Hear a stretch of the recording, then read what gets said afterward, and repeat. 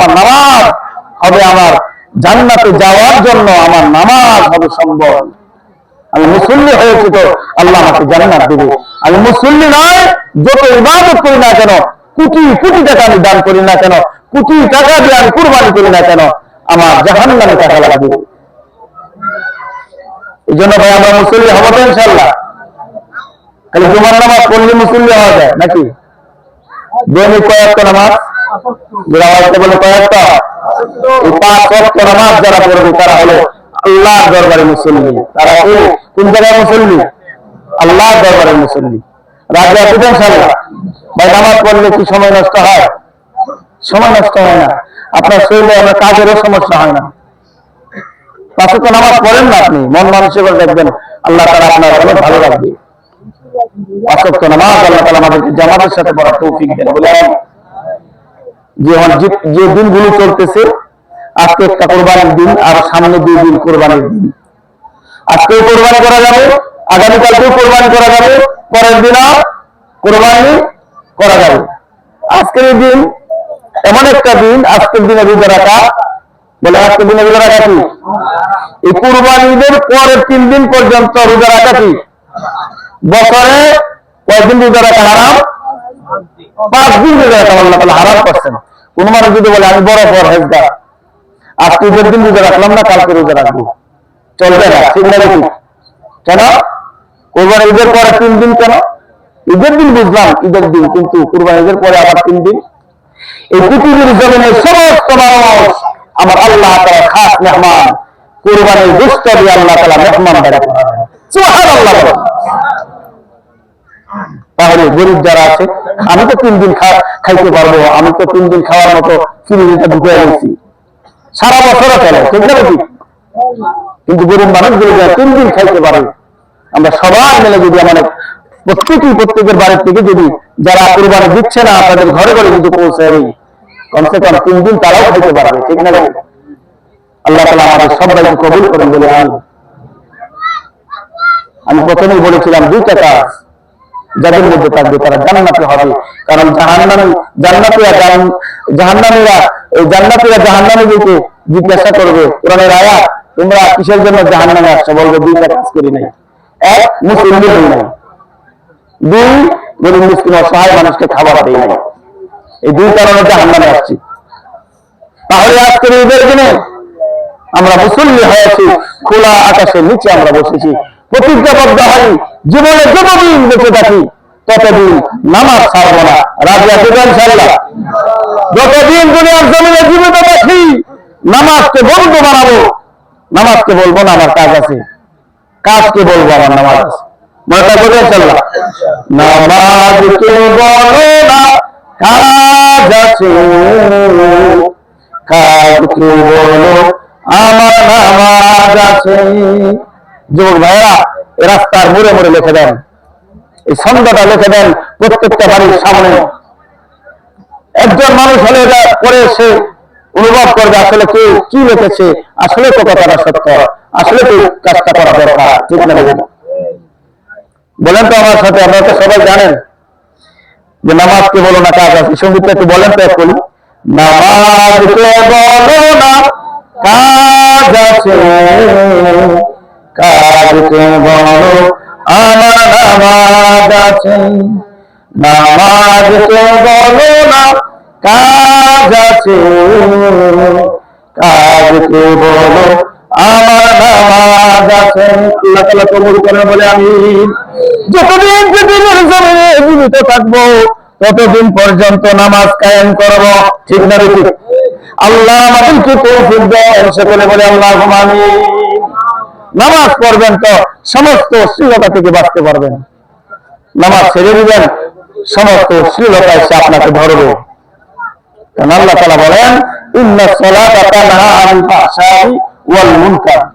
নামাজ এমন একটা ট্যাবলেট, এটা যে খায় ওই লোকটা এমন সহি সালামত হয়, তাকে কোনো রোগে, দুনিয়ার কোনো রোগে ধরতে পারে না, দুনিয়ার কোনো খারাপি তাকে স্পর্শ করে না। সুবহানাল্লাহ বলে। তাহলে নামাজ আমাদের দরকার আছে না নাই? আল্লাহ তাআলা আমাদের সবাইকে কবুল করেন বলে আমিন। ভাই আজকের ঈদের দিনে আমরা সবাই খুশি, ঠিক না? বলি ঈদ মুবারক, ঈদ মুবারক।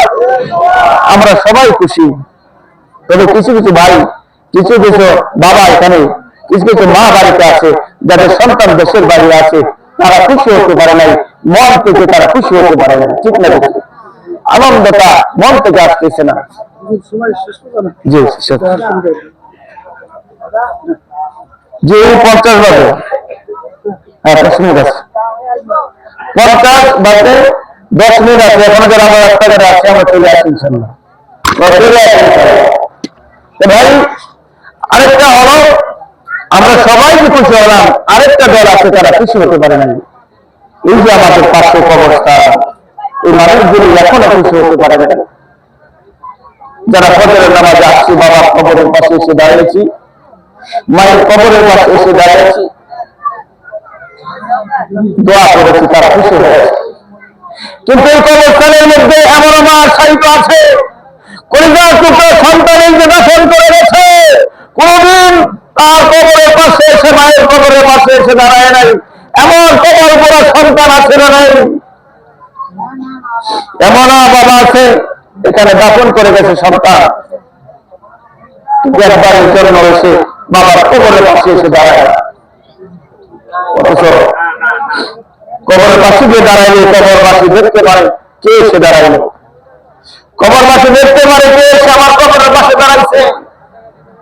আমার কবর এত পড়ে গেছে, আমি ফজরের নামাজ পড়ে দৈনিক দিনই তো আমি আসতে পারি, আমার বাবার কবরের পাশে একটু যাই, আমার বাবার কবরের পাশে দিয়া একবার সূরা ফাতিহা তিনবার করে ইখলাস, তিনবার করে ইখলাস পড়লে এক কবর কোরআনের শব্দ আল্লাহ কে দেন। এই ছোট্ট সূরা ফাতিহা তিনবার করে বাবার কবরের পাশে এসে দাঁড়াইতাম, এসে দাঁড়িয়ে যদি পড়তাম, তাহলে আল্লাহ তাআলা এক কবর কোরআনের শব্দ প্রত্যেক দিন আমার বাবার কবরে পৌঁছে দিত। ওনারা এখনো খুশি হতে পারে না।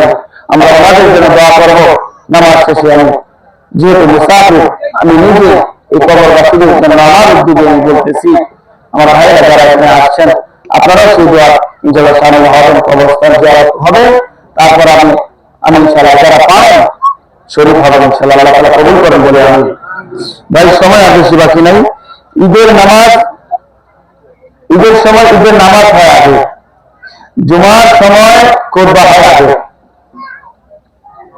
জুমার সময় নামাজ যাবে না খুতবা আগে, বলে নামাজ যাবে না খুতবা আগে, আর ঈদের হলো নামাজের পরে।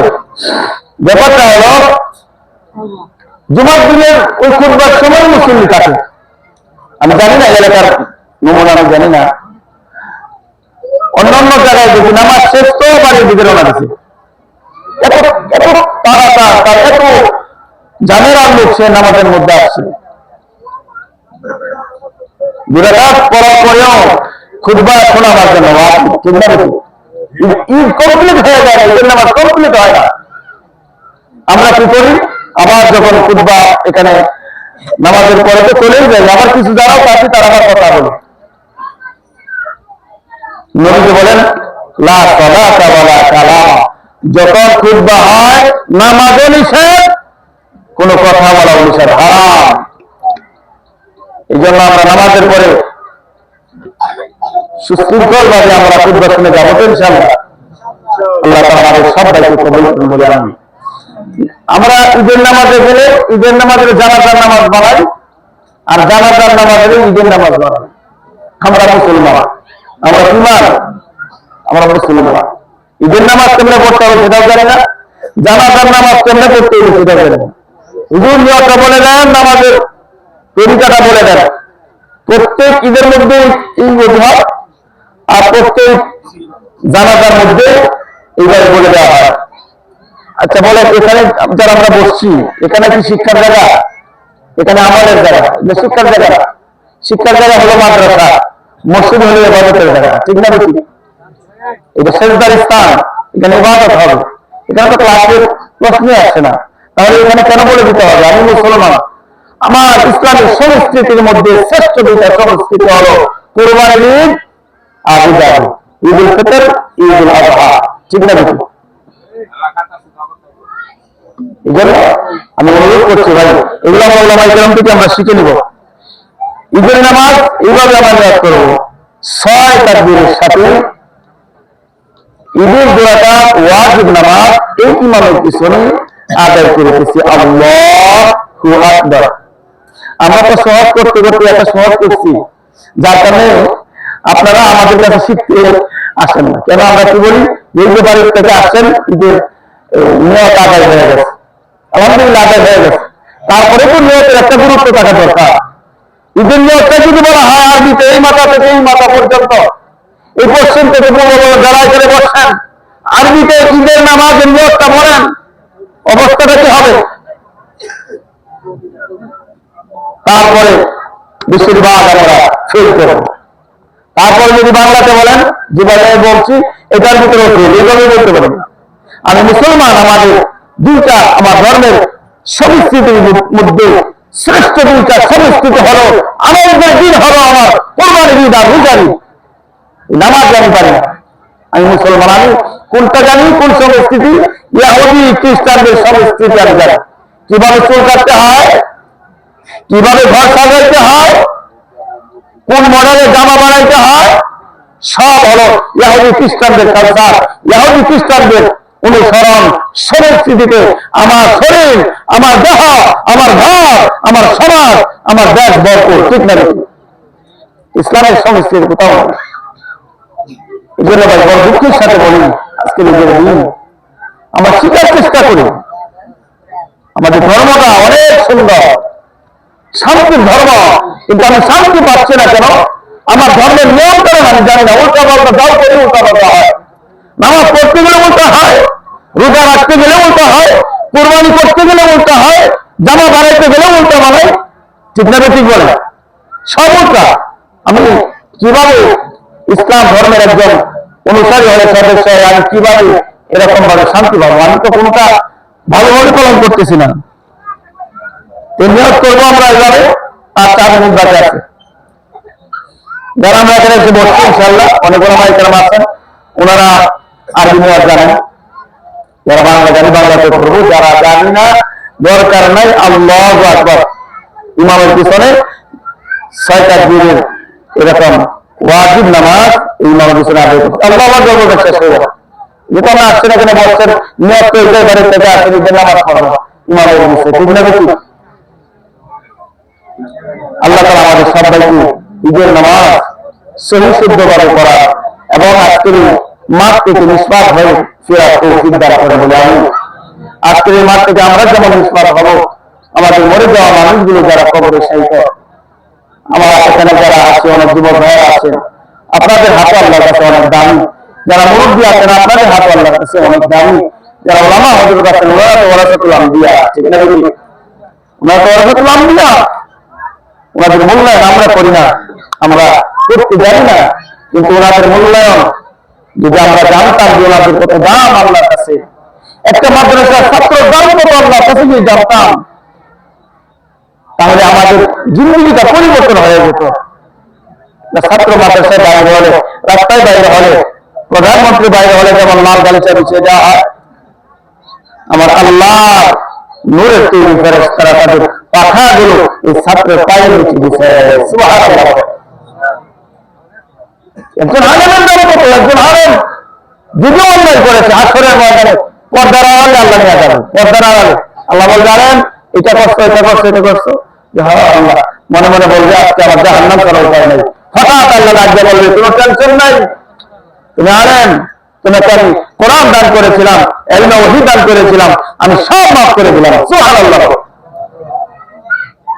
এই জন্য আলেমদেরকে আমরা মহব্বত করবো, নিজের সন্তানকে আলেম বানাবো, এমন একজন ছেলেকে আমি সিলেক্ট করবো যে আমি মরলে আমার জানাজা হবে। ইনশাআল্লাহ আমার সন্তানকে আমি করে নেই, আমার নাতিত্বকে আমি একজন টার্গেট করবো, আমার নাতিত্বকে আমি পারলাম না মাদ্রাসার একটা ছাত্রকে টার্গেট করবো, সেটাও পারলাম না এলাকার একজন আলেমকে টার্গেট করবো, ওনার সাথে মহব্বত করবো, ওনাকে ভালোবাসবো, বন্ধু বানায় বলবো হুজুর আমি মারা গেলে আমার জানাজা আপনি করাবেন। বন্ধু জানাজা দিলে কলিজা থেকে আসবে, সেই জানাজা তাকবীর গুলো কলিজা থেকে আসবে। বাবা তার সন্তানের জানাজা দিলে সেই তাকবীর গুলো কলিজা থেকে আসে। বাবা জানাজা যখন সন্তান দেয় প্রথম তাকবীর আল্লাহু আকবার, ঠিক না? সেটা অর্থ হয়, আয় আল্লাহ, আমার বড় গুনাহগার, আমার গুনাহগার বাবাকে মাফ করার দিক দিয়েও তুমি আল্লাহ বড়। আমার আল্লাহ প্রথম তাকবীর অর্থ হয় এমন যেন সন্তানের কথা। এই জন্য সকলের প্রতি অনুরোধ রাখবো, হ্যাঁ মাত্র 1 মিনিট বাকি, আমরা দাঁড়িয়ে যাই ইনশাল্লাহ, কাতার সুজা করি, ইনশাল্লাহ কাতার সুজা করি।